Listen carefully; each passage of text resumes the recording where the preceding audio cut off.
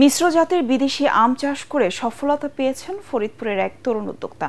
গাছ লাগানোর 1 বছরের মধ্যেই প্রতিটি গাছে আসতে শুরু করে ফল।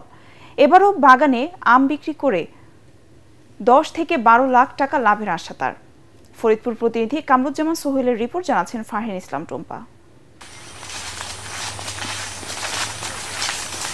জেলার নগরকান্দা উপজেলার রামনগর ইউনিয়নের নাইম ইসলাম পড়াশোনার পাশাপাশি ইউটিউব দেখে শখের বশে বাড়ির পাশের 2 বিঘা জমিতে রোপণ করেন আম গাছ।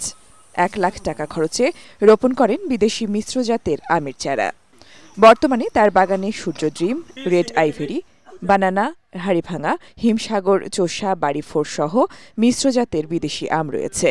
ফলনও হয়েছে ভালো।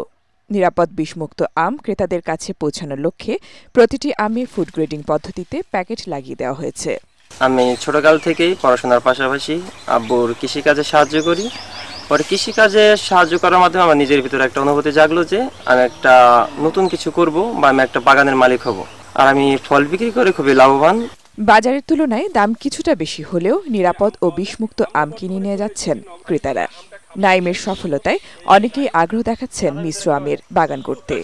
বাজারে আমরা অনেক কম দামে পাইলেও আমরা এখানে আম কিনতে আসছি, কারণ এখানে নিজে হাতে দেখে শুনে তারপরে এই বিষমুক্ত আমগুলো সংগ্রহ করতে পারতেছি।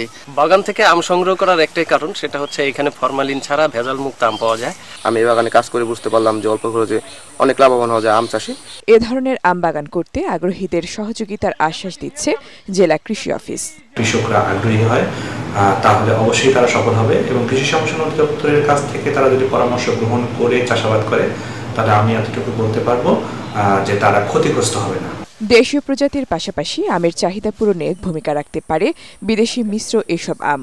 তাই এ বিষয়ে সরকারি প্রশিক্ষণ সহ সব ধরনের সহযোগিতার প্রত্যাশা আগ্রহী উদ্যোক্তাদের। Bureau report, ATN Bangla.